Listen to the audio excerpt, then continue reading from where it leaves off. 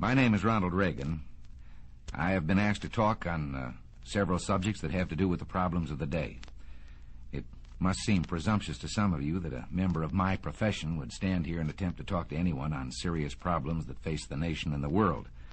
It would be strange if it were otherwise. Most of us in Hollywood are very well aware of the concept or the misconception that many people, our fellow citizens, have about people in show business. It was only a generation ago that the people of my profession couldn't be buried in the churchyard. Of course, the world has improved since then. We can be buried now. As a matter of fact, the eagerness of some of you to perform that service gets a little frightening at times.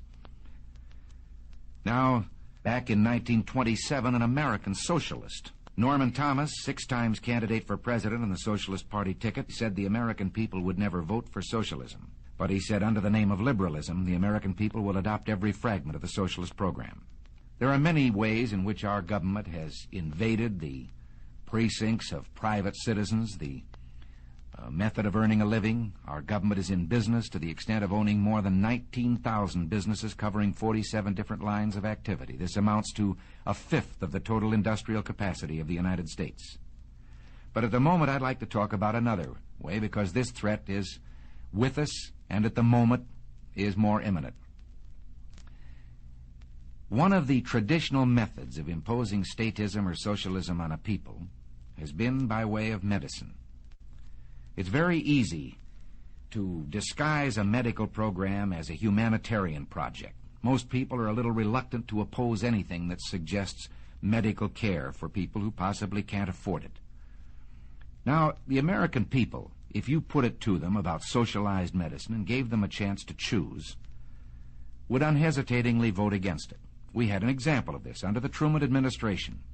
It was proposed that we have a compulsory health insurance program for all people in the United States, and, of course, the American people unhesitatingly rejected this. So, with the American people on record as not wanting socialized medicine, Congressman Farrand introduced the Farrand Bill. This was the idea that all people of Social Security age should be brought under a program of compulsory health insurance. Now, this would not only be our senior citizens, this would be the dependents and those who are disabled. This would be young people if they are dependents of someone eligible for Social Security. Now, Congressman Farrand brought the program out on that idea of just for that particular group of people.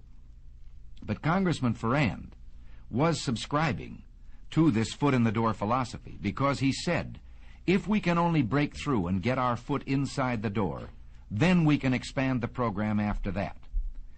Walter Reuther said, it's no secret that the United Automobile Workers is officially on record as backing a program of national health insurance. And by national health insurance, he meant socialized medicine for every American. Well, let's see what the socialists themselves had to say about it. They say, once the Farrand Bill is passed, this nation will be provided with a mechanism for socialized medicine capable of indefinite expansion in every direction until it includes the entire population. Well, we can't say we haven't been warned. Now, Congressman Farrand is no longer a congressman of the United States government. He has been replaced, not in his particular assignment, but in his backing of such a bill, by Congressman King of California. It is presented in the idea of a great emergency that millions of our senior citizens are unable to provide needed medical care. But this ignores the fact that in the last decade, 127 million of our citizens, in just 10 years, have come under the protection of some form of privately owned medical or hospital insurance. Now, the advocates of this bill, when you try to oppose it, challenge you on an emotional basis. They say, what would you do, throw these poor old people out to die with no medical attention? That's ridiculous, and of course no one has advocated it. As a matter of fact, in the last session of Congress, a bill was adopted known as the Kerr-Mills Bill. Now, without even allowing this bill to be tried to see if it works, they have introduced this King bill, which is really the Farrand Bill. What is the Kerr-Mills Bill? It is a frank recognition of the medical need or problem of our senior citizens that I've mentioned. And it is provided from the federal government money to the states and the local communities that can be used at the discretion of the state to help those people who need it.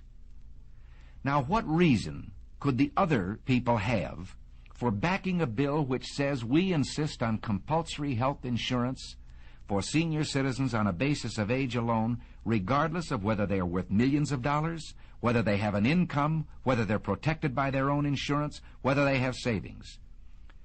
I think we could be excused for believing that, as ex-Congressman Ferrand said, this was simply an excuse to bring about what they wanted all the time, socialized medicine. James Madison, in 1788, speaking to the Virginia Convention, said, "Since the general civilization of mankind, I believe there are more instances of the abridgment of the freedom of the people by gradual and silent encroachment of those in power than by violent and sudden usurpations." They want to attach this bill to Social Security, and they say here is a great insurance program now instituted, now working.